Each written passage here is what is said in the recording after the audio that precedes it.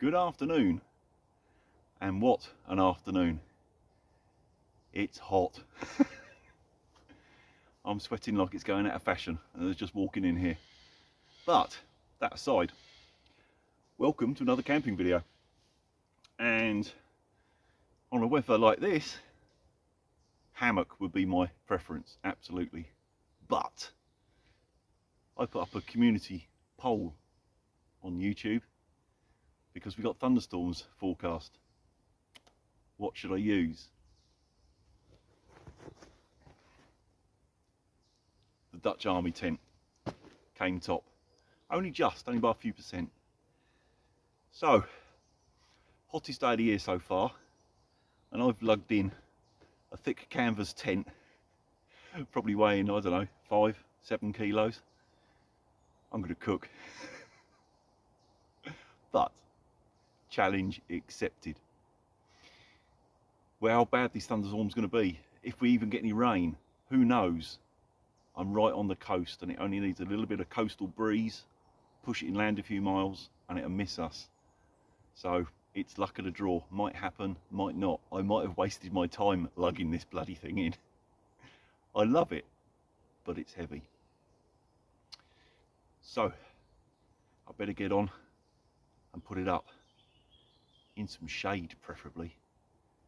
There's not a breath of wind either, which is often the case before a storm. It goes very still and there's absolutely no movement in the trees, nothing. It's really humid. It's more like being in the jungle. Right, I'll come back to you in a bit.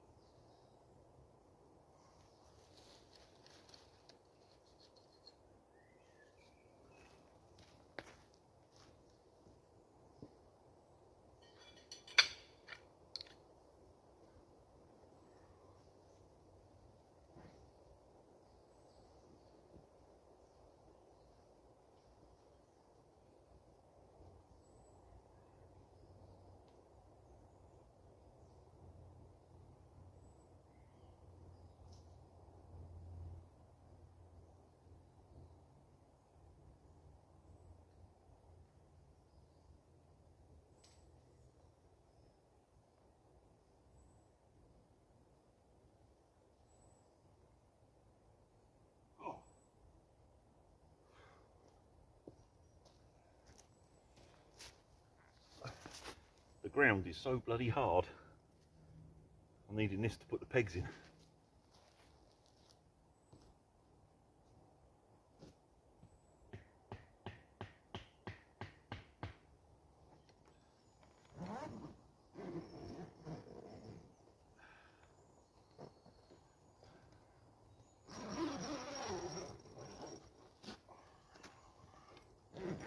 Else, the zips are a bit stiff. I haven't used this for months. Well, since the cold weather.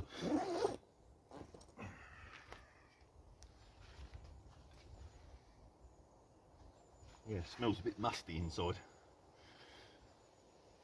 I'll open the doors the other side as well, I think. Let the air blow through it for a bit. Freshen things up.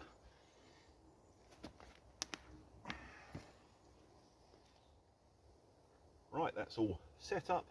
Doors open. Letting it air out a little bit. As I say, it's been well, probably 6 months at least since I've used this, and it's got that really sort of old canvas and rubbery plasticky smell. so get some fresh air in there will help. Now I'm sure most people have seen this before. The reason, no doubt, that people voted for me to use this in a potential thunderstorm is they have a bad reputation for leaking. I've never had water come in this. Now I'll put this down to two things really. One, it's relatively good condition. There's no damage on the canvas. It's obviously a surplus one. It's old now, but the canvas itself is in good condition. I've also treated the canvas. You can't expect a surplus tent that's 20 odd years old to be as good as the day it was manufactured. You've got to do some maintenance. So this has been treated.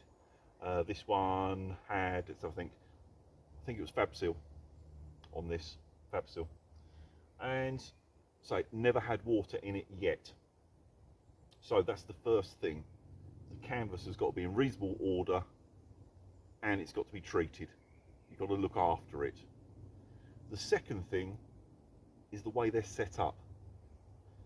Like all tents, the tighter you can get it spread out, the better. You don't want any little, shelves that water can puddle into. It will eventually come through, regardless of what tent it is. You want it to be able to run off.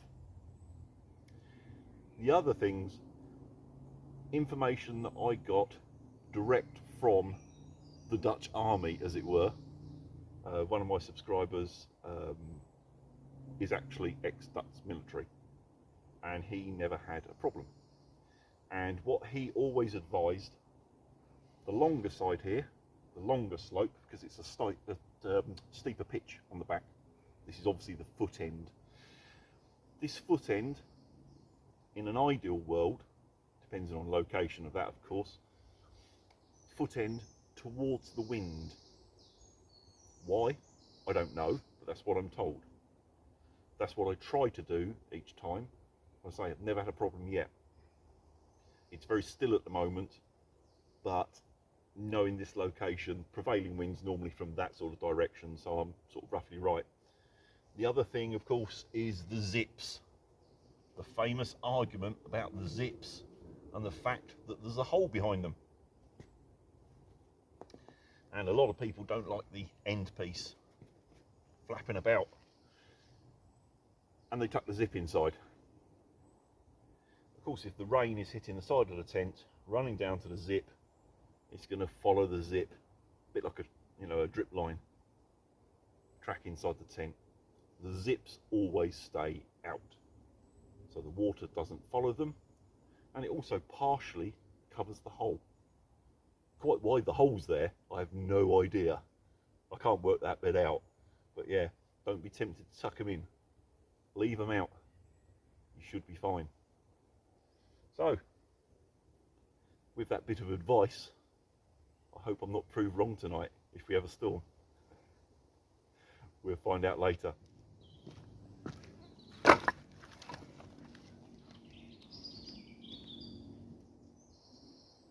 Right, well, I've scavenged a load of deadfall and sawn it to appropriate lengths, and I've sorted out a few bits which are straightish, so they'll be the easiest to split, just to help the fire get going.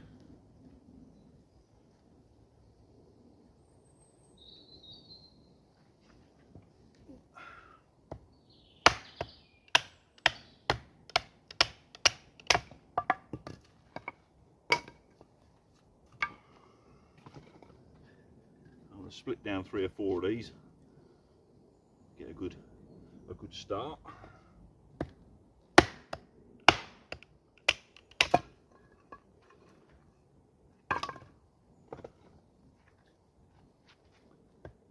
If you watched my video the other week, I was using a different knife, a very fine knife, and although it was sharp, it was just too fine, and it cut rather than split. This one's quite thick, broad, different profile completely.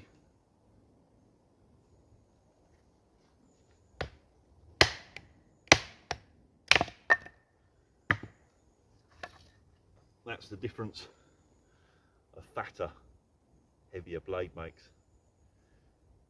That cold steel knife is okay. It's nice and lightweight, but it's not really suitable for this sort of tasks. You can do it. I prefer something like this.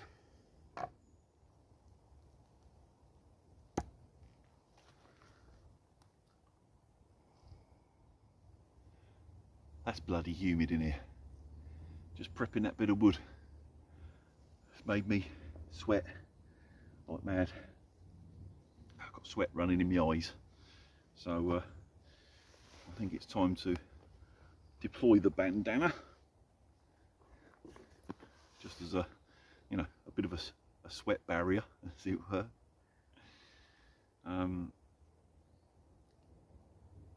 This one,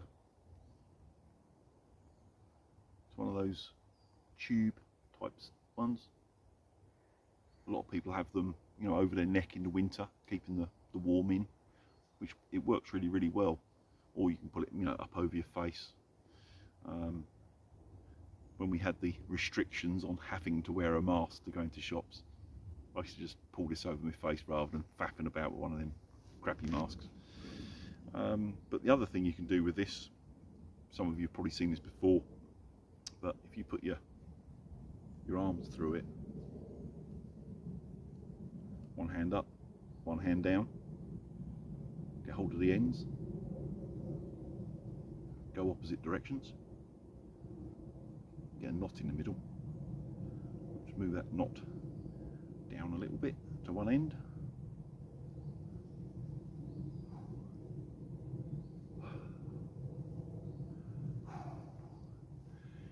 instant pirate. It's just a really, really easy way to do the whole bandana thing. It's helps soak up some of the sweat and keeps the bugs off your head. I don't know whether other people find this when, if I get you know, hot and sweaty and I haven't got a hat on, the bloody midges always like landing on top of your head, and you can just about feel it, and it makes you itch, and it's horrible. But that'll keep them off, and it's a little bit more cooler than the baseball hat and a bit more absorbent. Now, as we're in the sort of hottest part of the day, it's always mid-afternoon, you know, when the temperatures have really ramped up, between sort of like 2 and 4. It's what, 2:30 now, and it is a bit much. So it's important, you know, this sort of weather, not to do too much too quick. Keep having a little rest, keep having a little drink, preferably water. I have been taking on board water, but now I'm going to have a sit down and a rest for a while, just cool off as much as you can. I'm going to have a beer because I deserve it, and I'm going to sit and have a read. Now, when I was on about my Kindle, last time I did a solo, I think it was, I had people ask me, what do you read? All manner of things. Anything from science fiction to murders, you know. I'm not really that bothered. As long as it's engaging and interesting, that's fine. But lately, I've been reading some of the sort of older classic stuff. The sort of stuff that I'm now old enough that I've got the patience to read, which I didn't have when I was younger. I've recently been reading things like Animal Farm and things like that, and at the moment I've got the complete works of Sherlock Holmes, which I'm working my way through. I always like the Sherlock Holmes movies and so on that used to be on the TV. I like things like Poirot and things like that as well. I like to try and figure it out before he does. So yeah, I'm reading that at the moment, and it's quite interesting. The other one that I'm reading at the moment is the original Daniel Defoe book. What did he do? Oh, my mind's gone blank. Where the guy got cast away on a desert island. You know the one I mean. It'll come to me later.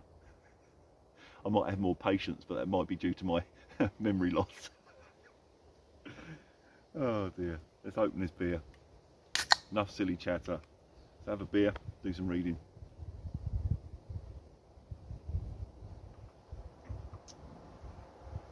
I'll get back to you later. I knew it would come back to me as soon as I switched the camera off. Robinson Crusoe. That's who I was thinking of. The name just disappeared. But no, I like stuff like that. I'm also quite enjoying reading some of these sort of like period dramas because of the way it was written and the speech they use. Some sort of like old English, as it were, and some comments and so on that wouldn't be deemed PC nowadays. But they weren't meant to be racist or whatever. It's just how the language was in those days, and it's a shame. I do wonder whether that sort of stories with that sort of language is being sort of suppressed for children nowadays. You know how funny schools can be. They're missing out on some good books. Never mind.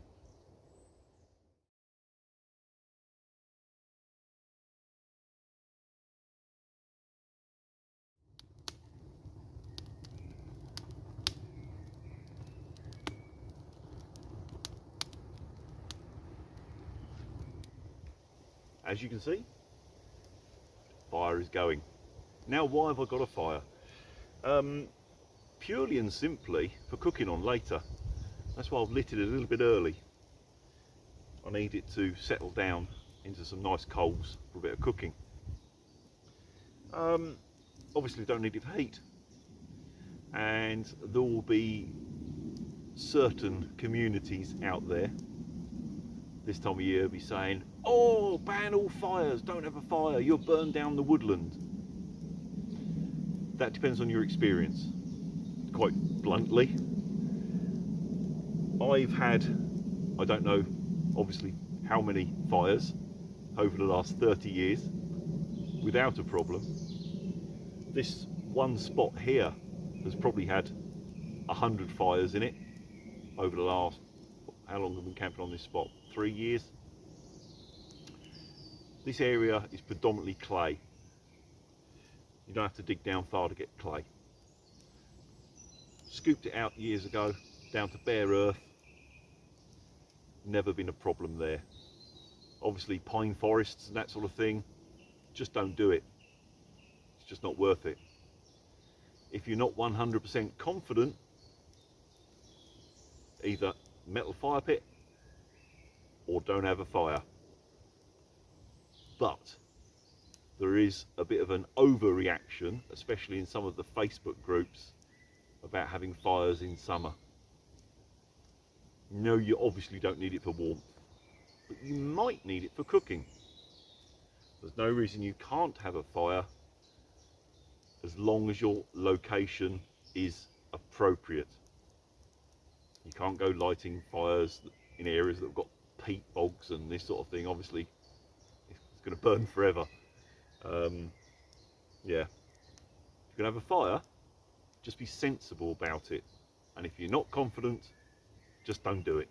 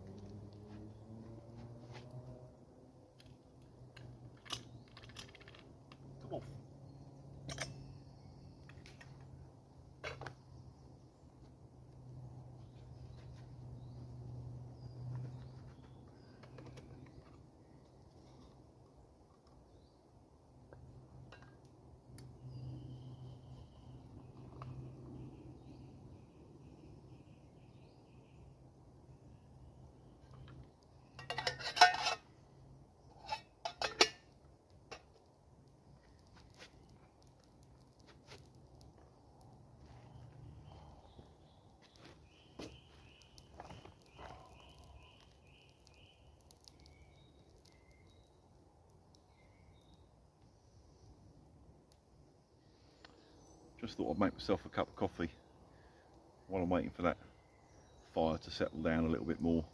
Still a bit too much flame because I'm going to use the grill and cook some meat over it. I want to cook it rather than burn it. So yeah, I need it to settle down a fair bit more yet. Probably another half hour. So coffee time while I'm waiting.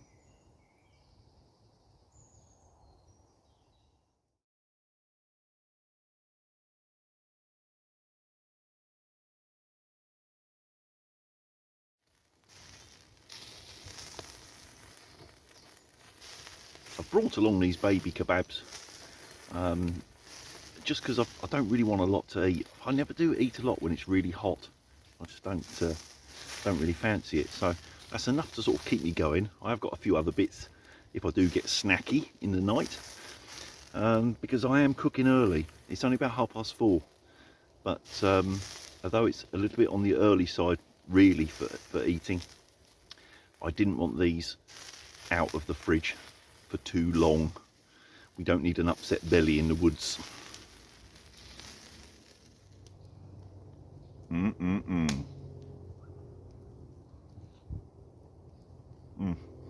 Lovely.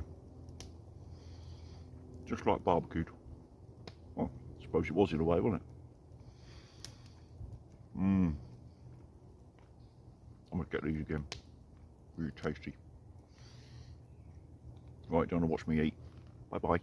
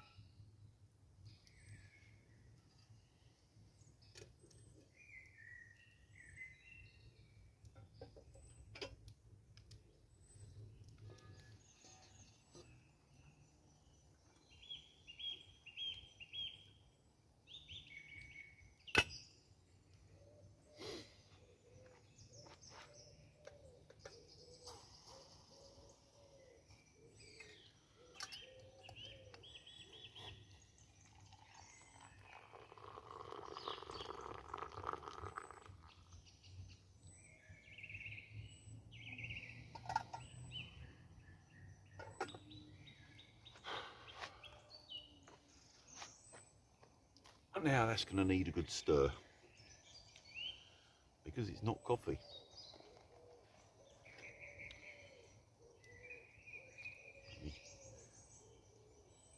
Open all stirring stick. And what I've just made myself is an oxo. Of course you can do it with Bovril cubes as well. Just makes a change sometimes. Different sort of drink.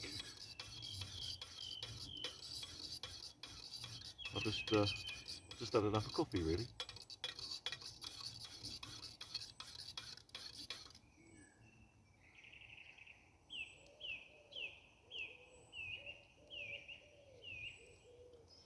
So it's oxo time. Really, you know, people think of it as like a sort of winter drink, I suppose. But no, I'll drink it any time. Let's face it, you drink warm tea or coffee. Why can't you drink warm oxo any time of the year?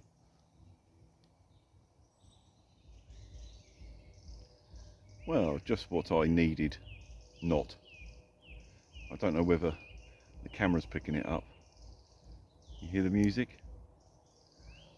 Over that way, about half a mile away, there's a big house. And it sounds like they're having some sort of garden party or whatever. And it sounds like a live band playing. They're not very good. I like music, but not when someone's strangling it. God, I hope that don't go on too late.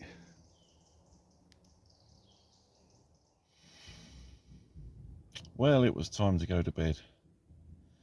I tried to sort of outlast the music, but it's still going.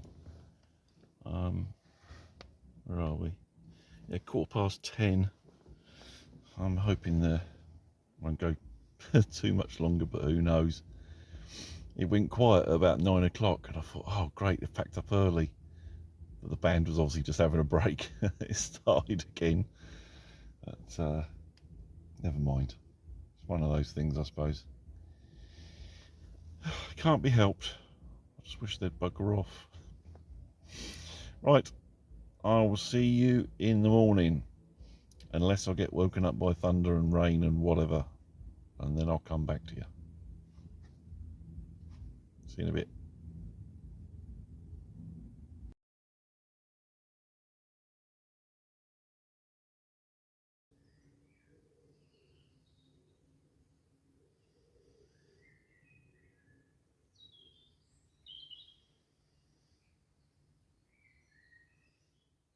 Good morning. Well, it's a lovely morning. No rain, no thunder, no lightning. It's actually been a decent night. Hot and sticky, but a decent night. Oh, apart from that bloody music. It didn't keep me awake. It was a little bit annoying as I was trying to drop off to sleep, but it didn't keep me awake. But I woke up at about 1:30 in the morning, something like that, because I needed a wee. And it was still bloody going. I don't know what time they stopped. We are just after 7 in the morning now. I've just woke up and I'm going to get up and have a coffee. Got a bloody mouth like the bottom of a bird's cage.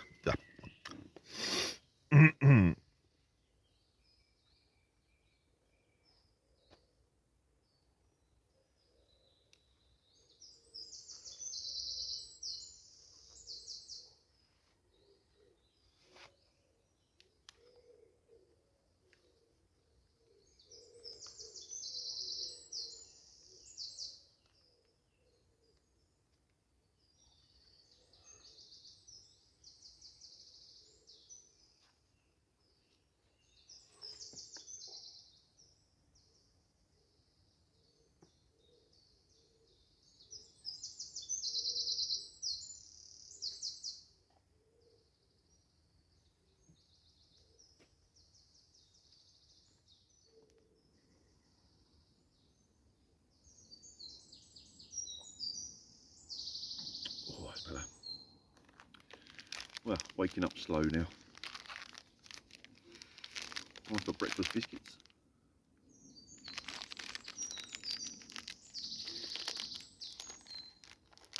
Nice amount of bird song this morning. No music. And at the moment, no traffic noise. I can normally just about hear the traffic rumbling away in the background if you listen carefully, but not really much at the moment. It is early, I suppose. It's been a very sunny, hot weekend. There will be people flooding down to the beach, no doubt. But that won't be me.